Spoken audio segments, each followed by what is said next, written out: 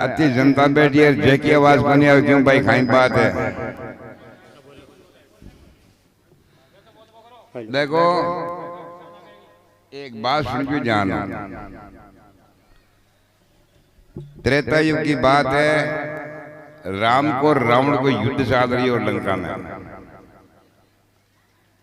जहां राक्षस तो आप बहुत बलवान है, शाम का बंदर बल विकेट होता जरा थोड़ा सा देश था, जरा सगड़ा कहता कि आप तो हारा, क्योंकि राक्षस तो एक एक पक्के नीचे 10-10 बंदर सके मारेगी, आप तो निवना है मरे को नहीं। ए माया भया शांत जरा,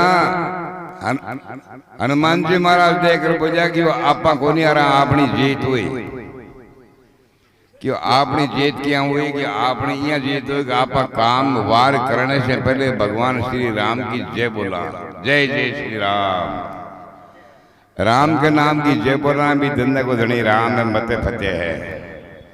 अरे राम के नाम की जय बोलने को नहीं, अरे भाई बीड़ी गुण बिहार सत्संग मायने बंद करो, हमेशा वो काम का नहीं थोड़ा होने।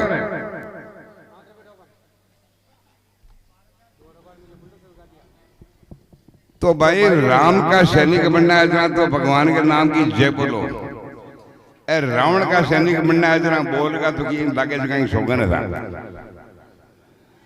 बोलो सनातन धर्म की जय हो। ये बात जमराज नेठा पढ़ने के सत्संग में आएगी समझ में, आपका जगह अनुसरा जगह के आज बटे नबी देश में मत जाइए बट संतांगी सत्संग है, कदे भी परमात्मा की जयकारो लगाने के मान कंजूसी नहीं करनी। तो बात यान की है, पधारे भी पहले तो सभी संत महापुरुषों का, बाहर से पधारे भी भक्तों का, हमारे इस गांव सानिया की तरफ से, हम सब की तरफ से आपका स्वागत है, अभिनंदन। और आज विक्रम संवत 2011 से प्रारंभ ये क्षेत्र में सत्संग है। दिन भूमि दिन ग्राम है, दिन श्रोता दिन देश, जहां हरी चर्चा होते नियम पूर्व हमेश। कोई भी नियम से, चाहे रोज का नियम हो, साप्ताहिक नियम हो, मासिक नियम हो या वार्षिक नियम हो, नियम से जहां परमात्मा के नाम की कथा सत्संग होती है वो भूमि धन्य है। और जिस ग्राम के अंतर्गत वो भूमि आती है वो ग्राम भी धन्य है। और जिस प्रांत में जिस देश में वो ग्राम आता है वो देश भी धन्य है। और वहां के श्रोता और वक्ता सब धन्य है। क्यों कि स्वार्थ की बात और लोग हमेशा करें, जीवन भरे इस स्वार्थ की बात में समझ पकड़ी, इस स्वार्थ की बात मायने जीवन व्यतीत। और बडेरा आ बातें करता करता का शरीर जानता है यार अपना जानने सिजोड़ा है, लाडली पीढ़ी 4 होड़ी है, कमान संभाल बने, तो भाई स्वार्थ की बात में कभी निवड़वा की देखो नहीं। मनुष्य का जीवन किस लिए मिला है? रामायण कहती है बड़े भाग मानुष तन पावा, सुर दुर्लभ सब संतन गावा। ये देवताओं को भी मनुष्य का जन्म दुर्लभ है, पर किसके लिए? साधन धाम मोक्ष कर द्वारा।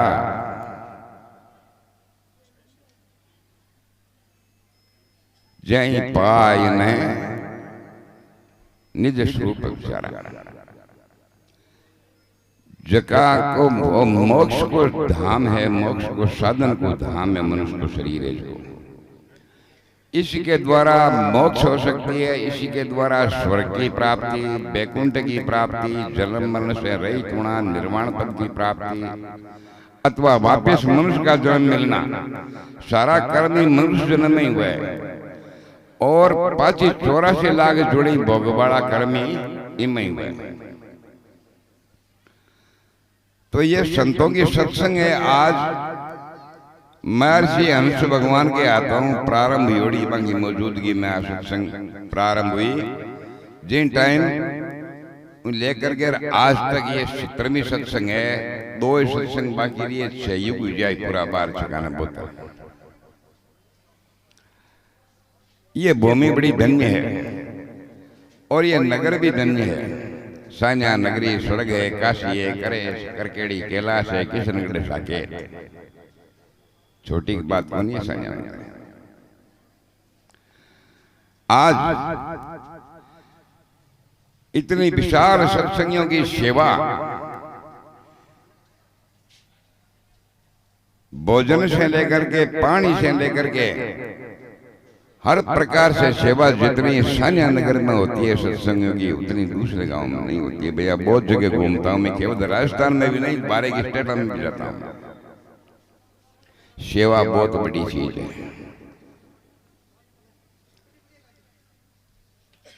अतो विशाल जगह में कोई न कहने की जरूरत को नहीं, अपने आप सेवा में सज्जा तन मन धन्य इस वस्तु का भाग। तो महाराज ये सत्संग क्या सिखाती है हमको? सत्संग सबके लिए, नास्तिक से लेकर के ज्ञानी तक।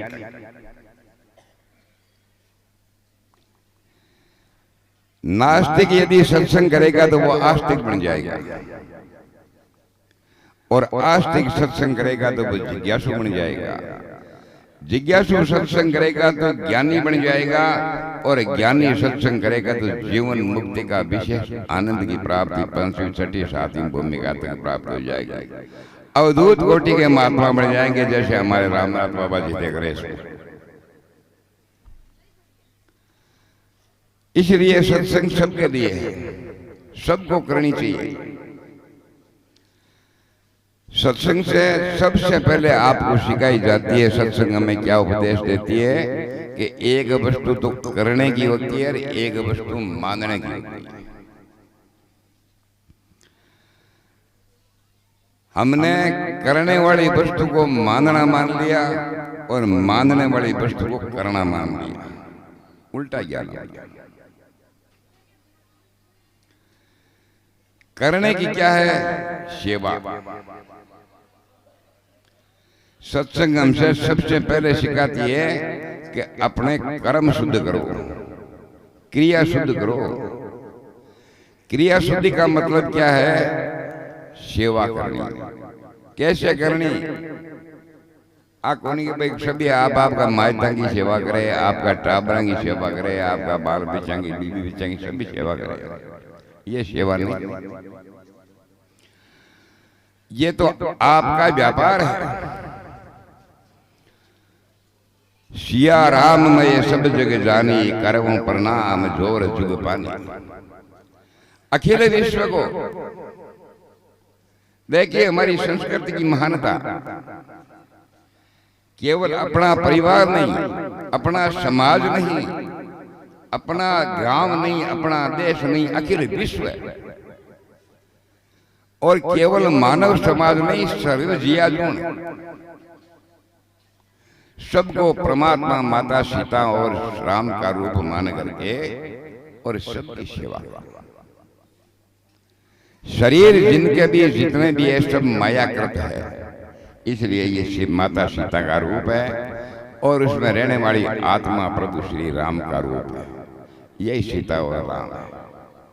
महात्मा तुलसीदास जी ने स्पष्ट कहा है, सिया राम मैं सब जगह जानी, करऊं प्रणाम जोर जुग पानी। दोनों हाथ जोड़कर मैं सबको नमस्कार करता हूँ इस विराट भगवान।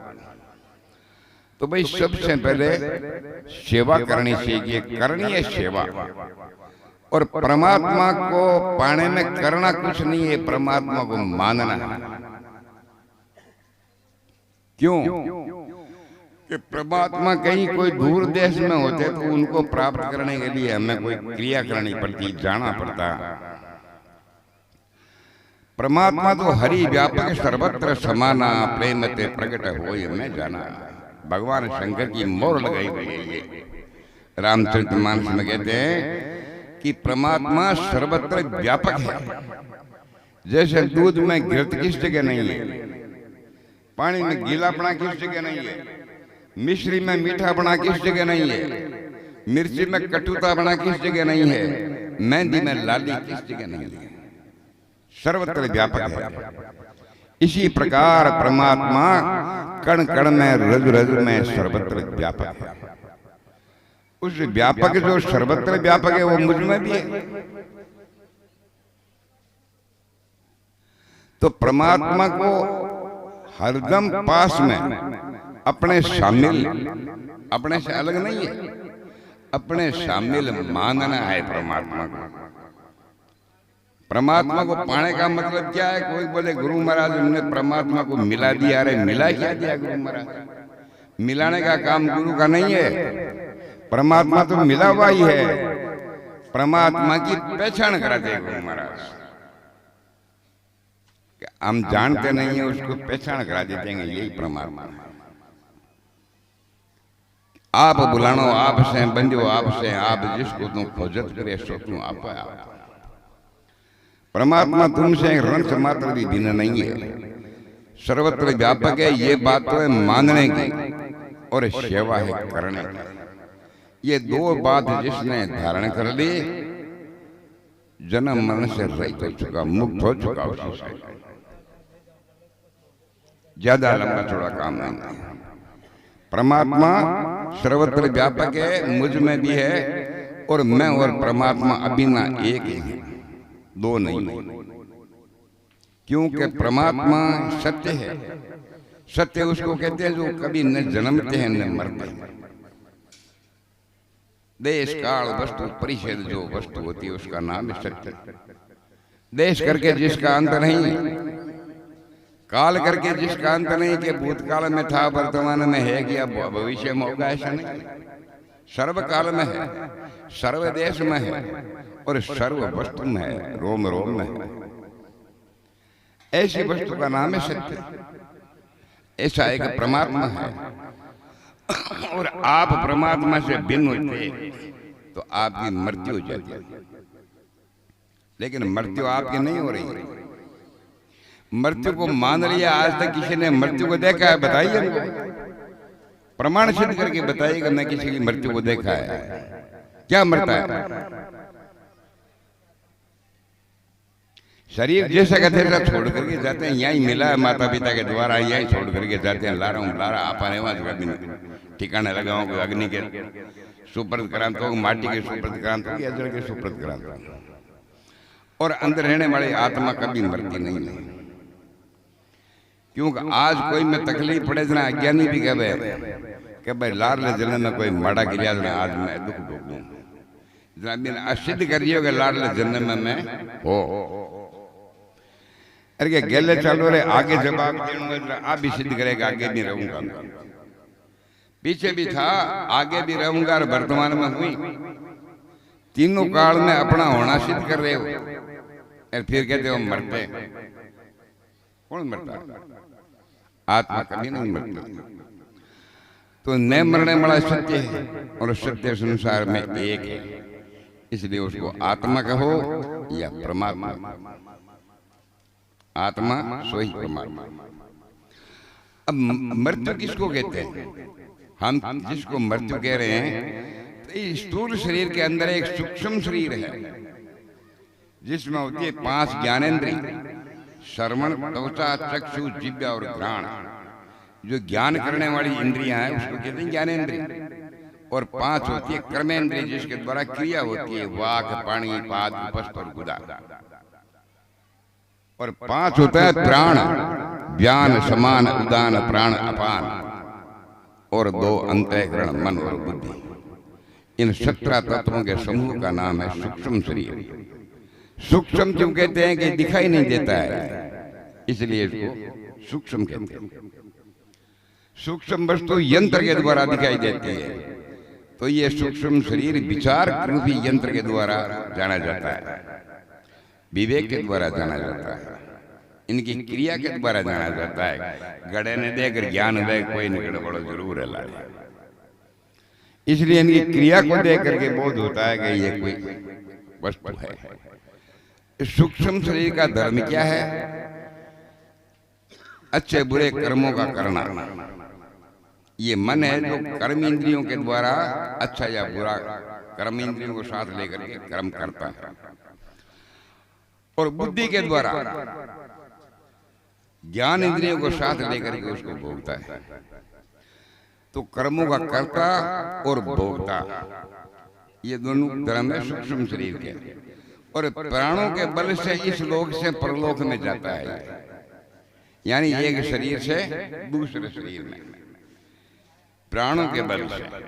तो इसलिए ये सूक्ष्म शरीर जो है ये स्थूल शरीर को छोड़ करके इनसे अलग हो जाता है। उसको हमने मान ली मृत्यु, संसार ने मान ली कि मृत्यु है। क्यों? फिर ये स्थूल शरीर निष्क्रिय हो जाता है, कोई काबिल नहीं रहता। इसमें जो क्रिया करने वाला कर्म करने वाला चला गया फिर तो ये घर है, सूना घर है, खंडर पिड़िया, जगह जगह राजा महाराजा किला पिड़िया गया कहीं। इसी प्रकार ये शून्य हो जाता है, उसको फिर ठिकाने लगा देता है। तो ये सत्संग हमें ये बोध कराती है कि सेवा तो करो और परमात्मा को मानो। सत्य का संग किसको कहते हैं? संग होता है द्वैत में, अद्वैत में नहीं होता है सत्य अद्वैत। तो सत्य का संग कैसे हुआ? सत्संग गति 3 पदों का एक वाक्य है। ये सत्य का संग करने वाले की गति निश्चित है, लेकिन सत्य का